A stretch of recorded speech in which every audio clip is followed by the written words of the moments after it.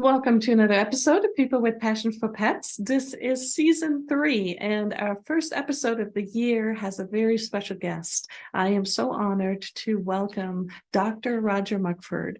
He is Britain's leading animal psychologist, author of 3 books, and has a lifelong quest to explore, teach, and learn more about the human-animal relationship, and has also created a company called the Company of Animals.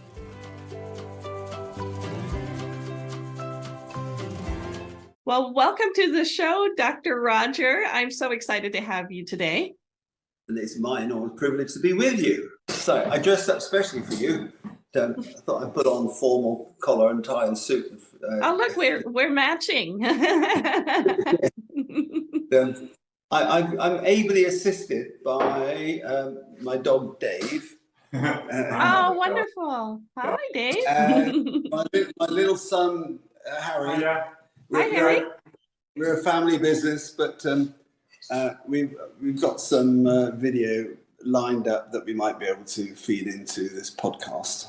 I came across your company, which is called the Company of Animals, because I was looking for a car crash tested harness for my pets. And you are actually should I say the inventor of such a device? It's called the CarSafe Harness. Yeah, and just have one here. Perfect. And so I can see it has a huge chest plate.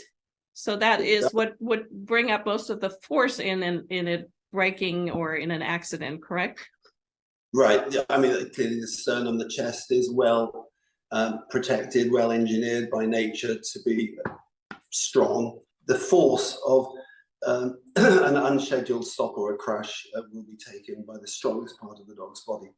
Which is very similar to a seatbelt, right? If we think about it, if I, as a human, as I wear a seatbelt in the car, that's where the seatbelt is basically bracing the human body in a vehicle, correct? Yes, exactly so. Whereas a lap belt, which used to be popular in old manufactured cars, offered very little protection, and we've probably cut people in half if they were in a serious accident. So, Dr. Roger, you said that you actually have a little helper there with you that can show us the harness in action. I flew over Dave from a dog meat farm in South Korea. Hi, Dave. And Dave is one of my principal test subjects, and he does so with a fair degree of reluctance and complaint. He's like, what is this? This is a car crash harness? Am I crashing? So, Harry, could you show the way that it's a 2 points of attachment harness? So there you go. There you go. I think, Dave, you deserve a reward for this. Okay. Oh, look at Dave. Harry, could you show the film of us taking Dave for a ride? I emphasize that this product was actually tested in a setup like this. They actually have a dummy dog, not a real dog, that was tested at 30 miles an hour. So here I'm putting Dave into the car. He's fitted. And I'm saying, Dave, I love you. I love you. I would never do anything to hurt you. Going off in a state-of-the-art modern vehicle, Land Cruiser, designed to go around my farm. This is my bull, Mozart. He's a handsome boy. But yes, I never clean my cars, never buy a used car for Roger Mugford. And I'm driving it at some speed, about 30 miles an hour, into a You actually did that. I actually did that. It's cleverly edited. We didn't put them through danger. Harry, don't give the secrets away. But I did actually drive into the tree, and my goodness. He hopped out of the car, said, "Oh, that was really good." Dave is like going back in. He's like, "Okay, I'll trust you." So he gets paid by me in kind, not in cash. But it is actually, the serious point is that we have dogs, we love dogs. All my colleagues have dogs, and we use them mercilessly for testing our products. That's wonderful. Or what are some of the things that you went through to kind of design the product that you currently offer as the CarSafe harness? Well, until I got onto this issue, I was content to drive a big old Volvo estate car and tie the dog, big old Labrador in the back of the car with a leash attached to the luggage anchorage point in the back of the Volvo, which is fine. And because if you have a crash, it'll hit the rear seat, and if you have some dog protective gate over the arrangement, that will prevent him coming forward. But of course, the dog himself is at considerable risk of injury, and in particular, if he's tethered by a lead on his collar, pretty significant damage to his neck, even to the point of strangling him or dislocating his neck. So, generally speaking, collars are not the right point of restraint for a dog. And then I looked at all the sort of harnesses. I've been making harnesses because I'm a great believer in harnesses for walking dogs, particularly front control harnesses, which I introduced the concept about 15 years ago, and it's been widely adopted by other manufacturers now. Any kind of harness that restrains a dog in the car is better than none. We need to look to generating harnesses which are specifically designed to withstand the remarkable high loads which occur when the car is crashed. And I totally agree with you. I can see where if you just simply put a leash on a dog in a car, but you attach it to the to a collar, then obviously a force of a crash, even if it isn't a car accident, even if you just hit the brakes, abruptly, could really give some real damage to the dog. What do you think about putting dogs in crates in the vehicle? I think for small dogs, that is a very practical solution. And there are crash testing crates. I know of a Swiss manufacturer, which, as you'd expect, is armor plated, seriously strong, and is fine. But a flimsy sort of pop-up fabric construction crate is not an adequate protection for a small dog. Yeah, if you have a miniature pinscher or a Chihuahua, it's very difficult, even from my own company of animals designs, to get a car harness that is suitably, adequately fitting to protect that little dog. So for those, better that they're in the equivalent of the cast of a child's safety seat, meaning a padded, strong, secured crate in the middle section of the car. If I understand correctly, then we're using the actual seatbelt that is in the back seat of the vehicle to attach the dog with the harness and keep him secure in the back seat. Is that correct? Exactly. The point of attachment is through the seatbelt material with really heavy-duty stitching all the way along. It's multiple stitching. There are 4 layers of material here, so this is a really strong hard piece, and equally this is a really strong resilient material. You think that a metal D-ring welded will be very strong, but actually it's only strong to about 200 kilos, so that is not an adequate point of attachment for a seatbelt or a dog in a car during a crash. And a lot of people buy little tiny short leads with a trigger hook on each end. Well, those trigger hooks break again at about 150 to 200 kilos in breaking strain, so 300-400 pounds, and that is way exceeded during the actual forces of a crash. So it's really important that the dog is restrained through this loop here on the back of the dog's body, and this seatbelt harness is tested to about 2 tons. So that's quite a lot, and it's the same tested material that restrains humans in their event of an unfortunate accident too. So we've applied all of the same safety expectations to the dog as we would expect from a responsible car manufacturer for humans. Yeah, and I like that the harness is really usable for walking the dog as well. So you don't have to switch it around. You don't have to take one off and put one on. So you're using the same harness that you're walking your dog with to restrain him in the vehicle, but it is safe and tested. For walking the dog, we have a rear point. to take him for a walk, and also a front point to take him for a walk. So we've got a little partially hidden second point of control. We've had in mind the practical thing. You're in a hurry. You're going to drive to the woods or the park because you don't have a nice big farm like I have here, and so you throw the dog in the car. He's already wearing his walking harness. You arrive at the journey's end and you take him for a walk, and you don't have to remove or add the harness. So it's a multi-purpose two-function. And I would also draw attention to the fact that this is all reflective.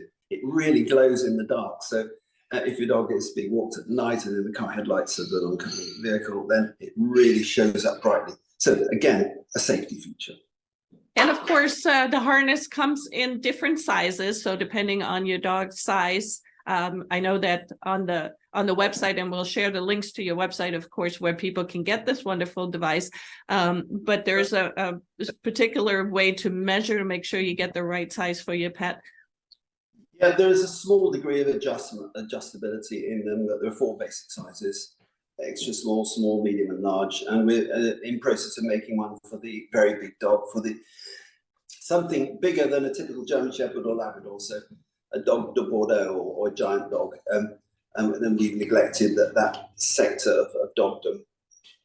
But we can fit 90% plus of all dogs out there. And I repeat, little dogs are probably safer in a crate, a secure crate.